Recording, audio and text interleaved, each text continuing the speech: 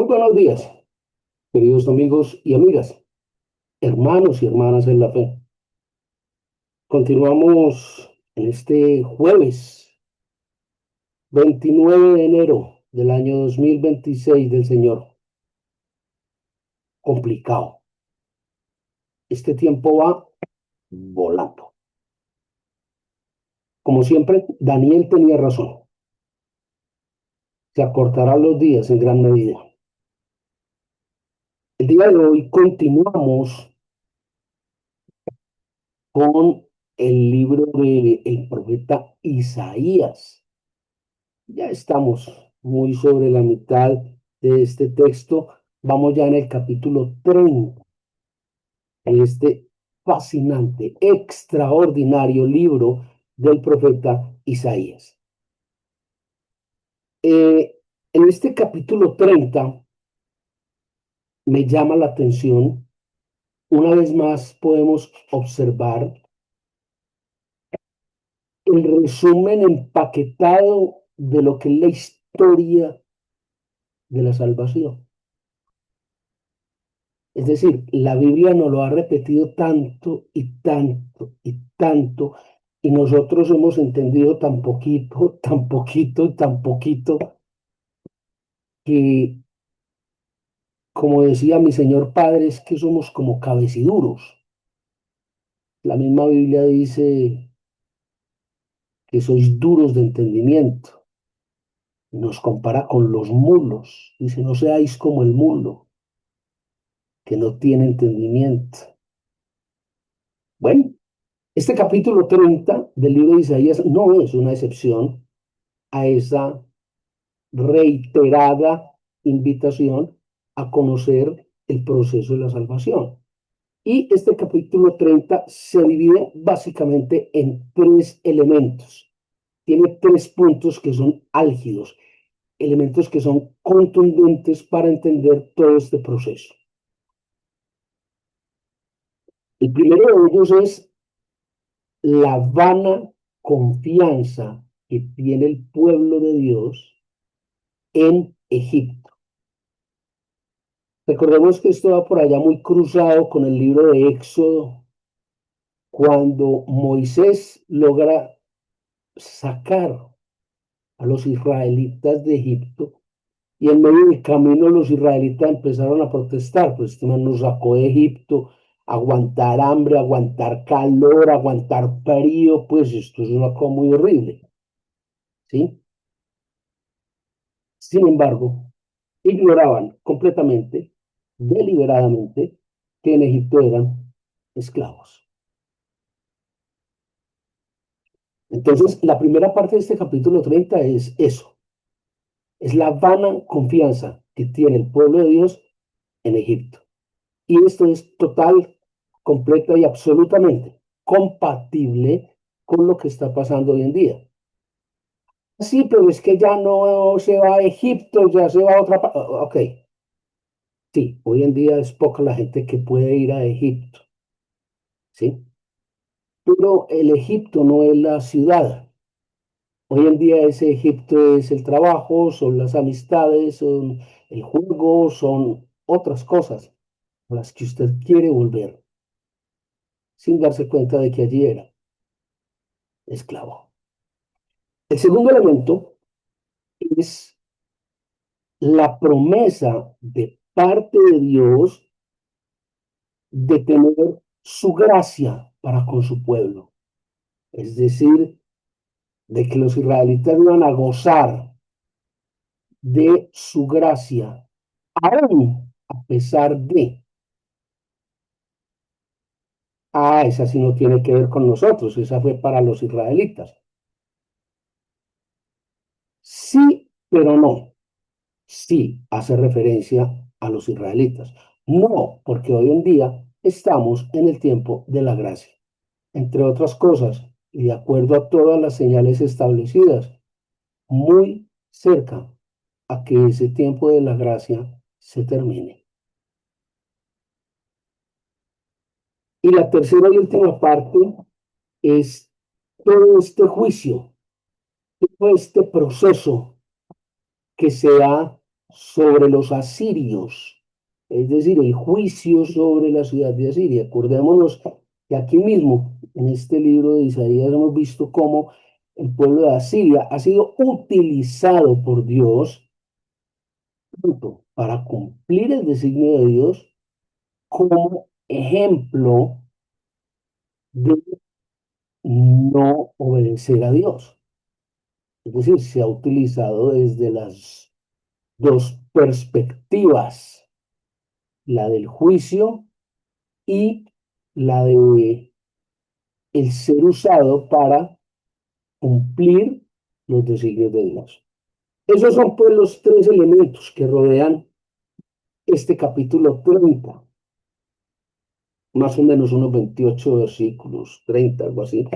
Entonces, cuando nosotros empezamos a ver esa primera parte que es la vana confianza del pueblo de Dios, los israelitas, en Egipto, eh, hay un elemento allí que es taxativo, es un juicio, es una sentencia de Dios para aquellos que vuelven a Egipto.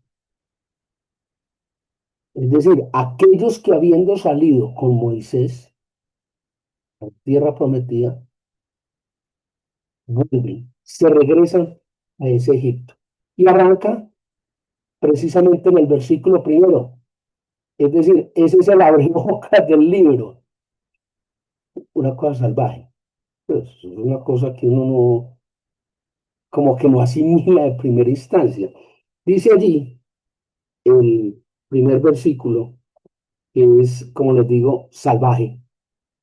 Dice, hay de los hijos que se apartan, toman consejo y no de mí, cobijarse con cubierta y no con el Espíritu Santo, añadiendo pecado al pecado. Una sentencia, pues mira la forma en que empieza, y así está en varias versiones, es decir, no solo en la Reina, en la Era, sino en la nueva versión internacional, en la Nácar Colunga, arranca igual, ay, pero no hay de haber, sino hay de queja, hay de ay, es ese ay de dolor, es ese ay de angustia, si arranca el profeta diciendo, hay de los que buscan consejo en otra parte que no sea yo, hay de los que se cobijan con otra cosa distinta al Espíritu Santo, porque ellos están sumando pecado sobre pecado. O sea, grave la cosa. Han vuelto a confiar en Faraón y no en Dios, dice allí la Escritura. Seguimos sobre el versículo primero. Y resulta que la fuerza que hay de Faraón se torna en vergüenza. Y el amparo provisional que le da Egipto a estas personas se torna en confusión. Esto me recuerda de algo muy especial que hablaba en estos días con alguien extremadamente allegado a mí. Hablábamos de las personas que se toman el veneno, pero quieren que se muera el vecino. Eso no va a pasar nunca. Si usted toma el veneno, el que muere es usted, no va a morir el otro. ¿Por qué esta, esta cita, esta comparación? Muy sencillo, porque la Biblia es muy clara y dice que aquellos que se acercan a confiar en la fuerza del faraón serán avergonzados, y aquellos que confían en la protección de Egipto serán confundidos. Y hoy en día, lamentablemente, hemos aprendido a confiar más en las malas amistades, en los malos amigos. Hemos aprendido a confiar más en el Internet, en la inteligencia artificial, en lo que dice Google, en las películas, en los documentales, en YouTube, que confiar en Dios. Y eso es a lo que nos hemos visto enfrentados. Es muy llamativo como muchos jóvenes que no tuvieron la posibilidad de vivir la historia discuten con una certeza escalofriante sobre la historia y no han cogido un libro en toda su vida ni en bajada, sino que han visto un documental, han visto una película, pero es que eso fue así, en serio. Y aún personas que se designan, se autodenominan creyentes o cristianos, viendo esta serie de HBO, Los Elegidos, creo que se llama, creo, no sé, donde no es que Dios hizo eso. Pues eso es una película. En la Biblia en ninguna parte dice eso. Es más, ni siquiera los apócrifos dice eso. Y ahí atrás están todos los apócrifos, entonces un momentico, date a ver qué es lo que estás aseverando, por Dios.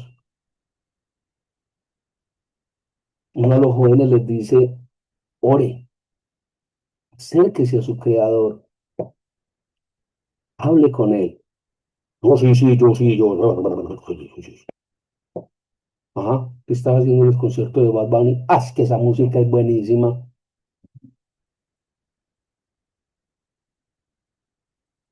Ok, eso es cada una. Y la sentencia es muy clara. Dice por allá en el versículo 7, ojo, cuidado, porque la ayuda que Egipto te está dando es vana, te lleva a extravío. Más allá, establece sobre el versículo 9 algo que es muy fuerte y muy contundente. Dice, este pueblo, hablando de los israelitas que se regresan a Egipto, dice, este pueblo es rebelde, este pueblo son hijos que no quisieron oír la ley y la palabra de Dios. No quisieron aceptar la obra de Jehová. Versículo 9. Grave. ¿Por qué? Por una razón muy sencilla. Porque el día que llegue el juicio, usted no va a poder decir, ah, pero yo no sabía. Usted no va a poder decir, ah, pero eso fue lo que me enseñaron. No va a poder decir, ah, pero eso era lo que hacía todo el mundo. No, venga, usted sí sabía. Más que no le dio la gana de escuchar. Usted sí sabía. Es más, cuando uno trata de llevarle el mensaje de Dios, a enseñarle a los demás la palabra de Dios, de compartirles, no agarrando a la gente a bibliazos, ni diciéndole que está condenada, ni haciéndoles un juicio, no, cada uno cree en lo que le provoque creer. Pero cuando uno lleva la palabra de Dios con amor, con delicadeza, diciéndole, mira, por ahí no es, qué tal si, ojalá, eh, y es mucha la gente que le dice, a uno, a mí no me hables de eso. Yo tengo mi religión muy clara, a mí no me hables de eso, que eso no, ok, no tengo problema. No me atrevo ni siquiera a decirme, tú estás a condenar. No, pues, no lo sé. Eso solo lo sabe Dios. Y he ahí uno de los grandes problemas de muchas denominadas, autodenominadas iglesias, que se asocian y todo eso, y generan pues movimientos de que la formalidad y la legalidad, nada de eso viene de Dios. Son mandatos de hombres, planteamientos tan absurdos, tan poquitos teológicamente, que hay pastores que son capaces de decirle a uno, si usted no viene a esta iglesia, usted está condenado, está perdido. Como dicen algunos, si usted no está dentro de los 144.000, usted está podrido. Si sabrá de lo que está leyendo y diciendo este man. Bueno, no sé, cada uno con sus cada unadas. Esta es la casa de Dios. Y es que en mi casa no está, ¿ok? Yo no soy la casa de Dios, no soy templo del Espíritu Santo, ¿no? Ok.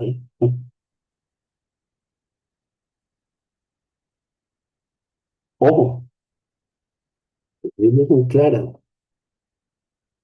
Hay unos que se han vuelto traficantes de la ley y no hacedores de la ley, no practicantes de lo que dice la Biblia. Nos hemos apartado tanto de la Biblia buscando unas doctrinas extrañas, haciendo cursos extraños, seminarios extraños, donde prima más el pastor que lo que dice la Biblia. Y tienen asociaciones y todas esas cosas y jerarquías. ¿Cuándo viste eso en la Biblia? Eso no es bíblico. Son mandatos de hombre. Y yo también soy hombre.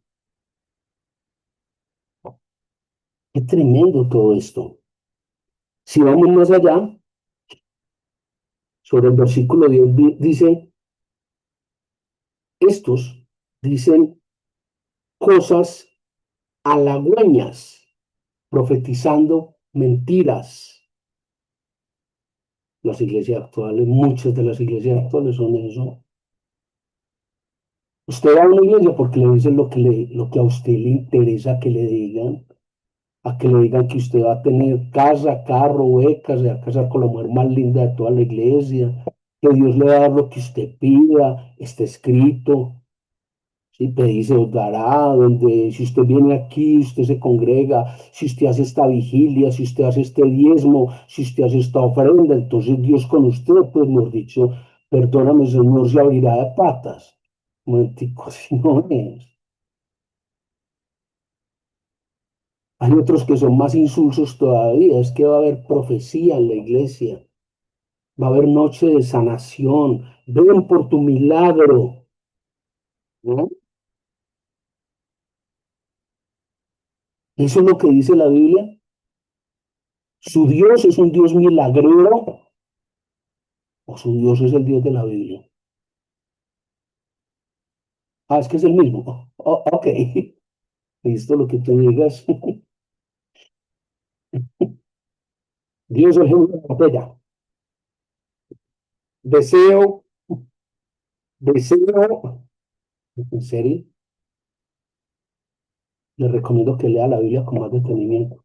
Le repito, el versículo 10 dice, diciendo cosas halagüeñas, profetizar mentiras.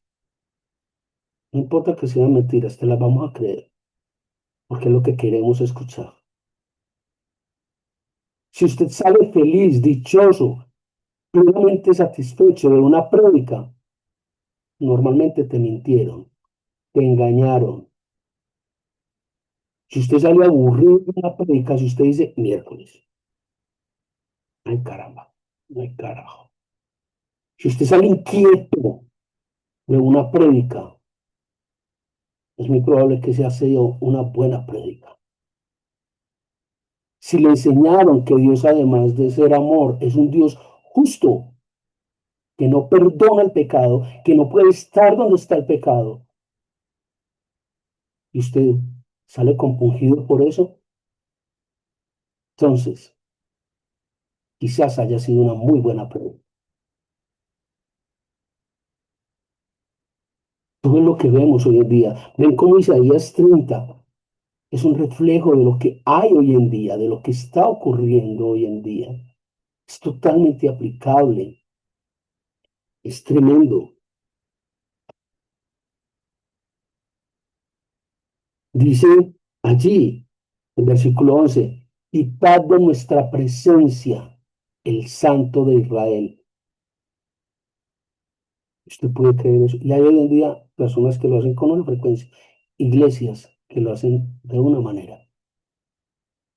Quitad de nosotros esa imagen del Dios vengativo, del Dios guerrero. Jehová de los ejércitos, le dicen algunos. ¡Ay, qué cosa!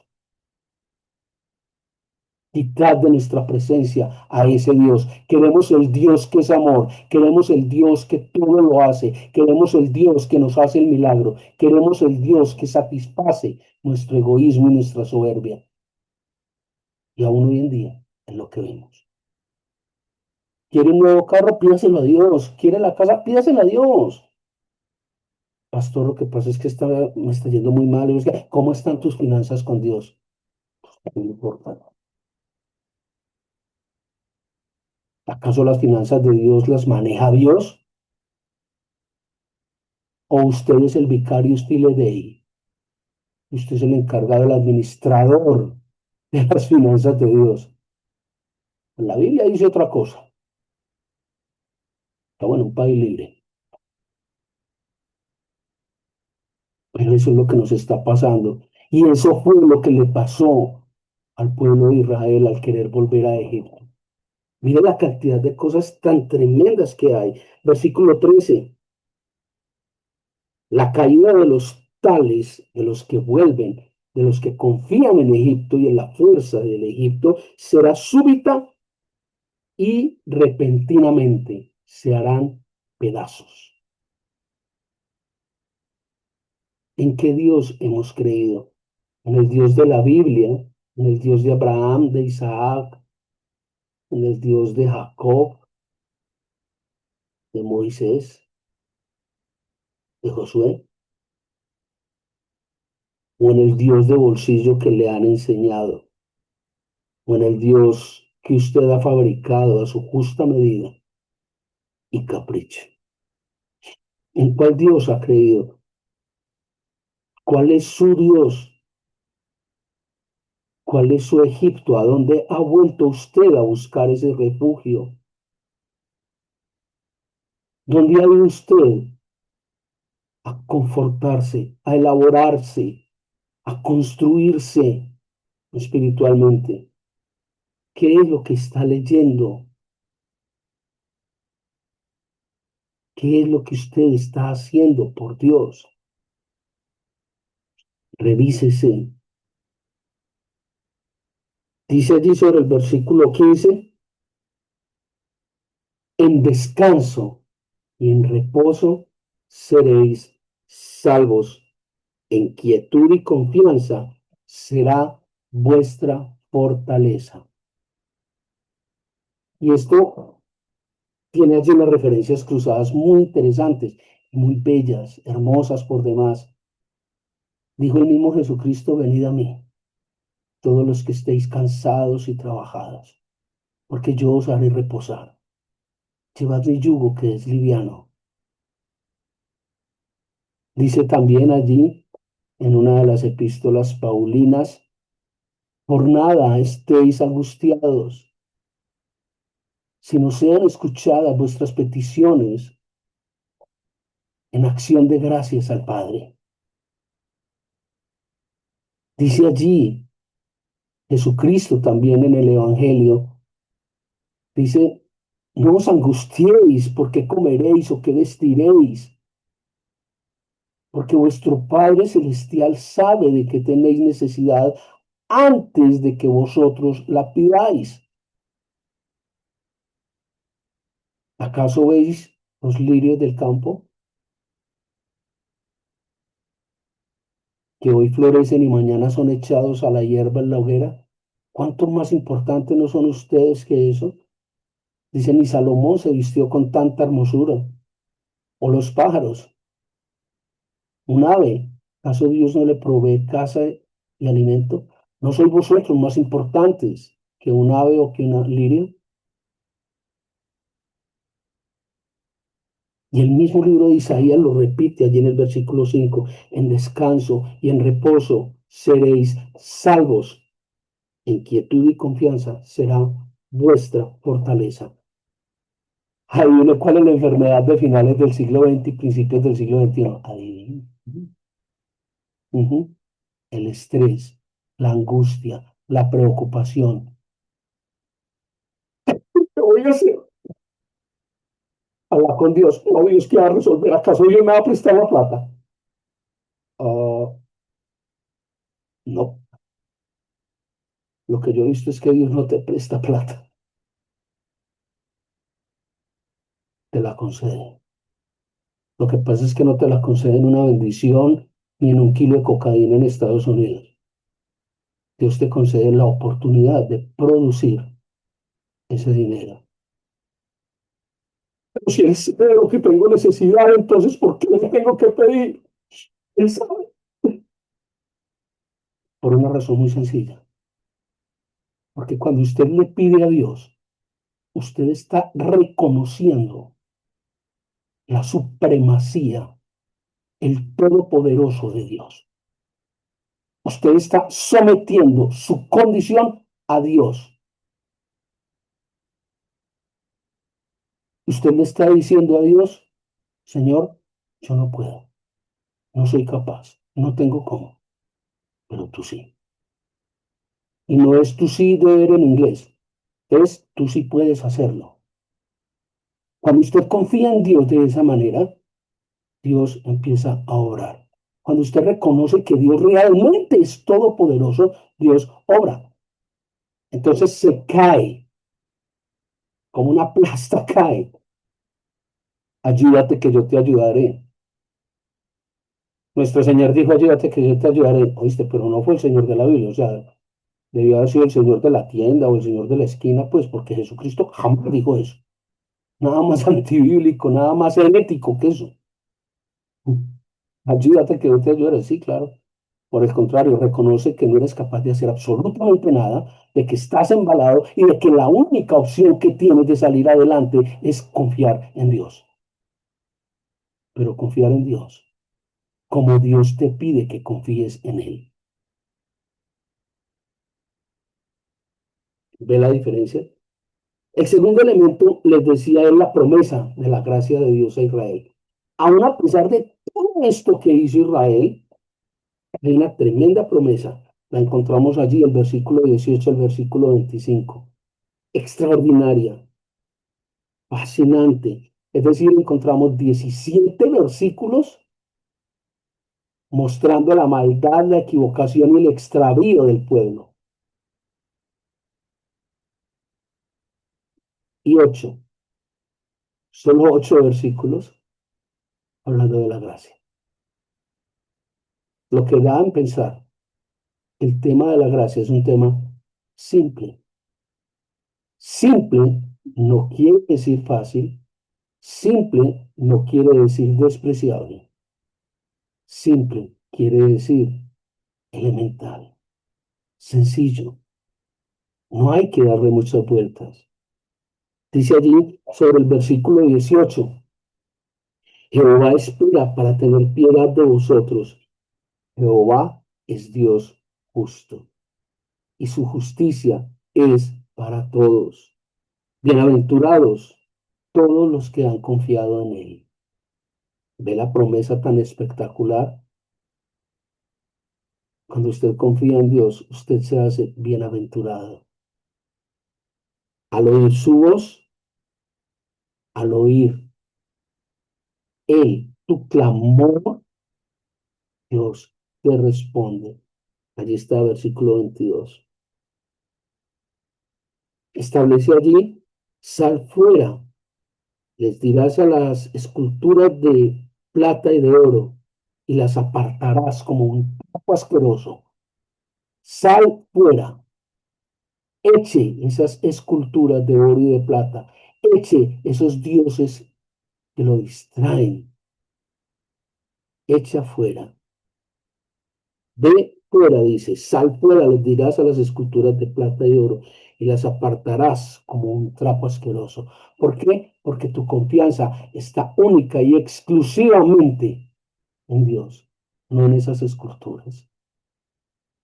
¿Recuerdan la charla que dimos para iniciar este año 2026 sobre los 10 mandamientos? El problema no está en hacer las esculturas. El arte no es un pecado. El problema está en darle poder a esas esculturas, mostrarse ante esas esculturas, creer que esas esculturas van a hacer algo. ¿Ve el problema? ¿Mm? Tremendo. Versículo 25-26. Habrá ríos y corrientes el día de la gran matanza. La luz de la luna y la del sol serán mucho mayores. La luna será como el sol y el sol iluminará 100 veces más. El día que vendrá Jehová, la herida de su pueblo la curará y así curará la llaga que él causó. hay esperanza, hay posibilidades. ¿Cuándo va a ser todo esto? El día del regreso de Dios. Les decía ahora que el tiempo de la gracia ya está llegando al final, se está acabando. Cuando termine la gracia, cuando Jesucristo vuelva a la tierra, bienaventurados los que en Él esperaron y en Él confiaron, porque ellos serán salvos. Los que no, los que fueron a Egipto, serán condenados. Escrito está. Piense usted, analice qué puede pasar, qué puede hacer. Ya usted no puede decir, yo no sabía. Usted ya sabía. Se le dijo. Como decía el señor Eber Castro, se le dijo, se le advirtió, se le recomendó, se le sugirió, pero se pasó la norma por la faja. Complicado el tema. Es decir, esa promesa de la gracia de Dios a Israel está claramente establecida en estos 8 versículos, del versículo 18 al 26. Claramente está. Es decir, haga las cosas como las tiene que hacer y el mismo Dios se encargará de rescatarlo de la condenación. Y el tercero y último de los elementos que tiene este capítulo 30 del libro de Isaías es básicamente el juicio, la destrucción, la condenación de Asiria. Lo encontramos en los últimos 2 versículos, 27 y 28. Y es tremendo porque utiliza palabras muy fuertes, de unos calibres que implican una condición absolutamente desastrosa. Dice allí, entre otras, Dios con sus labios llenos de ira, con su lengua como de fuego, con furor de rostro, llama de fuego consumidor, torbellino, tempestad, granizo. Siria será quebrantada. Y tiene allí un complemento pequeñito y dice, mas su pueblo, aquellos que se mantuvieron, cantarán cánticos como la Pascua. ¿Por dónde estamos caminando? ¿En qué dirección nos estamos moviendo? ¿Qué tiene que ver Asiria con Egipto? Todo y nada. ¿Por qué todo? Porque hoy en día es lo que muchas personas hacen. Aferrarse a Siria para que los defienda, como lo vimos en una de nuestras charlas pasadas, o a Egipto para recibir la protección, en vez de buscar a Dios. Hoy en día nuestra confianza parece que está puesta más en un amigo, en un contrato, en un negocio, en el esfuerzo que usted haga. Y si en vez de toda esa cháchara usted aprende a confiar en Dios. Y si en vez de todo eso usted aprende a escuchar a Dios para hacer lo que Dios le dice,